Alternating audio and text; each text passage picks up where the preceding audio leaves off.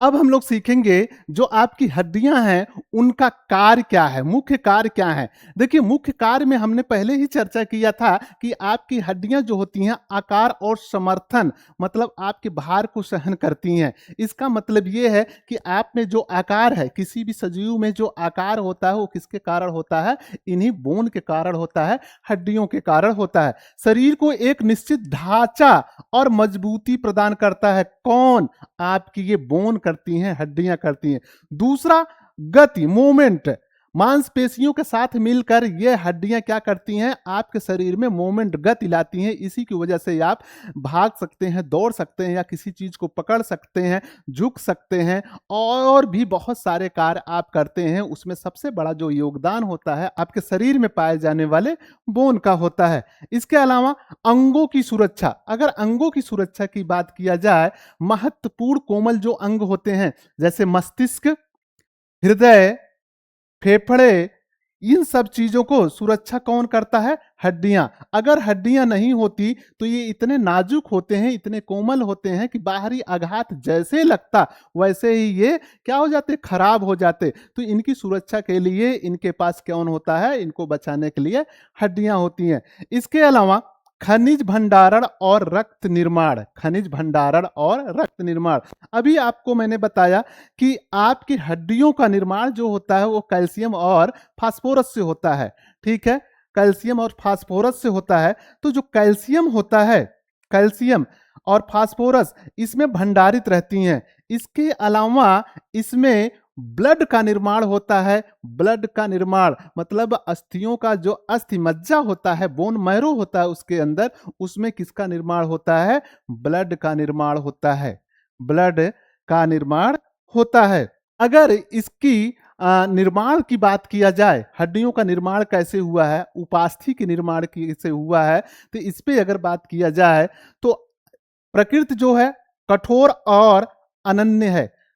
जो हड्डी होता है वो कठोर होता है, लचीला नहीं होता है। लेकिन अगर उपास्थि की बात किया जाए तो यह क्या होता है? कठोर नहीं होता है, मुलायम होता है, इलास्टिक होता है। इसके अलावा ये चिकनी भी होता है। कौन? उपास्थि। संरचना अकार्बनिक कैल्शियम फास्फेट और कोलेजन से बना होता है। भैया ये जो हड्डी है ना, ये हड्डी किससे बना हुआ है? कैल्शियम से बना हुआ है। किससे बना हुआ? फास्फोरस से बना हुआ है एवं कोलेजन से बना हुआ है। कोलेजन से बना हुआ है, इसलिए इस कहा जाता है ये अकार्बनिक पदार्थ से मिलकर बना होता है। जबकि अगर हम बात करें उपास्थि की बात करें, कार्टिलेज की बात करें, तो पूरी तरह से ये कार्बनिक प्रोटियोग्लाइकेन्स कैल्शियम रहित, मतलब ये किससे बना है? प्रोटियोग्लाइकेन से बना हुआ है, जो जिसमें कैल्शियम नहीं पाया जाता। इसका मतलब है कि जो आपकी उपास्थि है वह कार्बनिक पदार्थों से मिलकर बना हुआ है और जो आपकी हड्डी है वो अकार्बनिक पदार्थों से मिलकर बना हुआ है। अगर कोशिका पाया जाए, अगर इसमें हड्डियों की कोशिका की बात किया जाए तो ये ऑस्टियोसाइट कोशिका से बना होता है। एग्जाम में अक्सर पूछा जाता है कि हड्डियों में पाए जाने वाले कोशिका को क्या कहते हैं, या हड्डियों का निर्माण किन कोशिकाओं से होता है? तो आंसर होता है ऑस्टियोसाइट, ऑस्टियोसाइट। दूसरा, अगर कोशिका की बात किया जाए, उपास्थि कौन सी कोशिका से बनी हुई है? तो ये बनती है चोंड्रोसाइट से। किससे? चोंड्रोसाइट कोशिका। ये आप इंपॉर्टेंट है, बहुत इंपॉर्टेंट है। इन दोनों को आप याद करके रखेंगे, भूलेंगे नहीं प्यारे बच्चों, प्यारे साथियों, भूलेंगे नहीं। बोन का निर्माण किस कोशिका से होता है? ओस्टियोसाइट्स कोशिका से। जबकि उपास्थि चोंड्रोसाइट कोशिका से बनता है। ठीक है, आगे रक्त संचार की बात किया जाए तो उच्च तेजी से मरम्मत, मतलब बहुत तेजी से यहाँ पर रक्त का संचार होता है। और अगर इसमें चोट लग जाता है, हड्डियों में चोट लग जाता है, तो बहुत जल्दी अपने आप को रिकवर कर लेते हैं। लेकिन अगर यही उपास्थि की बात किया जाए, इसमें कोई ब्लड वेसल्स नहीं पाई जाती हैं। ब्लड वेसल्स का मतलब रक्त नलिकाएं नहीं पाई जाती हैं। रक्त नलिकाएं न पाए जाने के कारण जो उपास्थि होती है उसमें कोई रक्त का परिवहन नहीं होता है। रक्त का परिवहन न होने के कारण इसमें जो पोषण होता है, भोजन का आदान प्रदान होता है, वो विसरण क्रिया के द्वारा होता है, विसरण विधि से होता है। तो इसलिए यहाँ पर अगर चोट लगता है तो ये जल्दी रिकवर नहीं करते हैं, लेकिन अगर इसी के सापेक्ष हड्डियों की बात करें तो वो जल्दी रिकवर हो जाते हैं। अगर विकास की प्रक्रिया देखा जाए, बोन फॉर्मेशन की प्रक्रिया देखा जाए, तो इसके 3 चरणों में हम लोग समझ सकते हैं। चरण ए, चरण 2 और चरण 3। चरण ए में ये पहले एक मॉडल की तरह बनता है, लचीले हाइलिन कार्टिलेज का ढांचा बनता है, ठीक है। ये ढांचा बना। दूसरा चरण में क्या हुआ, अब इसमें रक्त वाहिकाएं चढ़ेंगी, मतलब रक्त वाहिकाओं का प्रवेश होगा जो विकास को गति देगा, मतलब और तेज इसमें डेवलपमेंट होना शुरू हो जाएगा।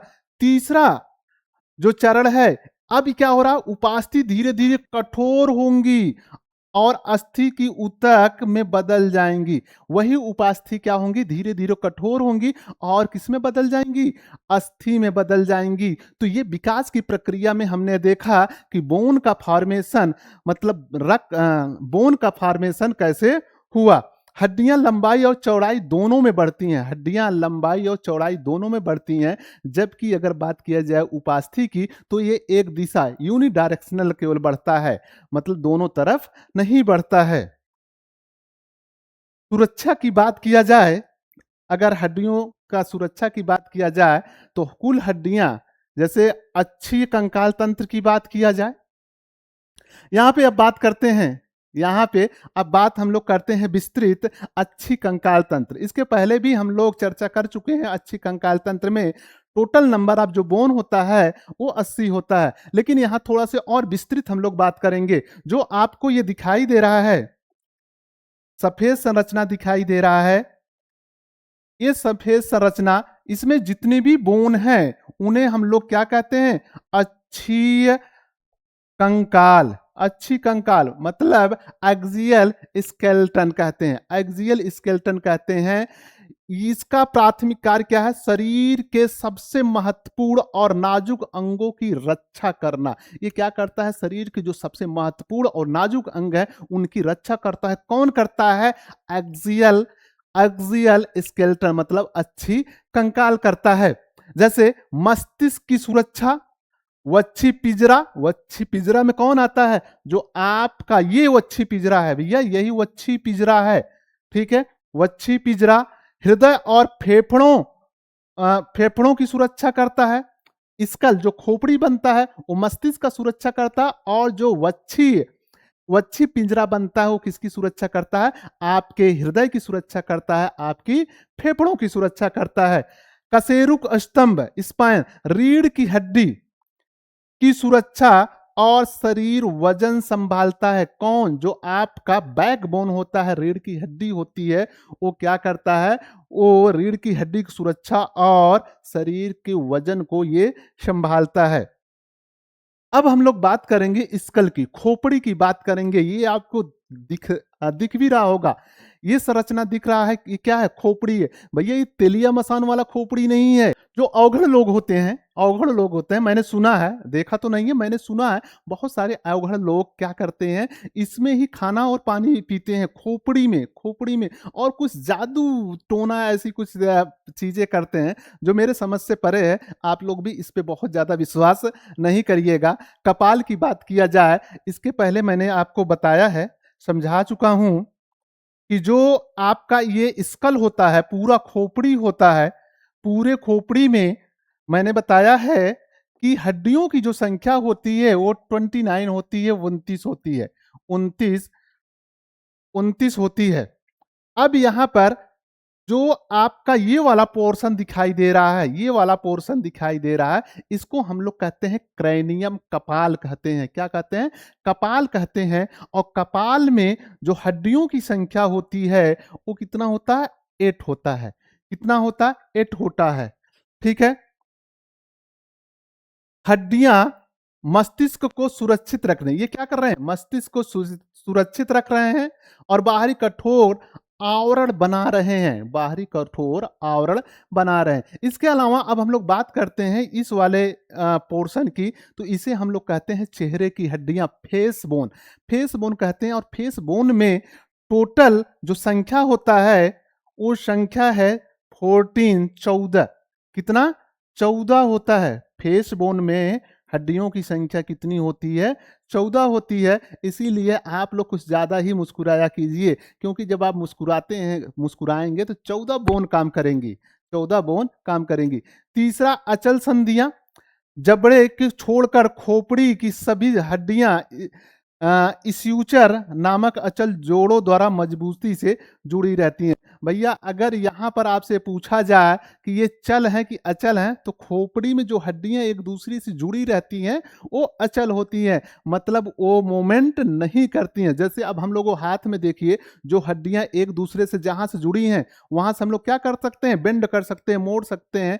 जिस दिशा में वो बेंड करते हैं हम लोग कर सकते हैं, मतलब मूवमेंट यहाँ हो रहा है, गति हो रही है। लेकिन खोपड़ी में जो आपके इस क्रैनियम में हड्डियां हैं, ठीक है, यहाँ पर पूरे खोपड़ी में वो हड्डियां अचल हैं, सिर्फ इस जाके, मतलब ये वाला जो है, ठीक है, इस वाले पोर्शन को छोड़ दिया जाए, इसके अलावा जितनी हड्डियां हैं वो मूवमेंट नहीं करती हैं, गति नहीं करती हैं।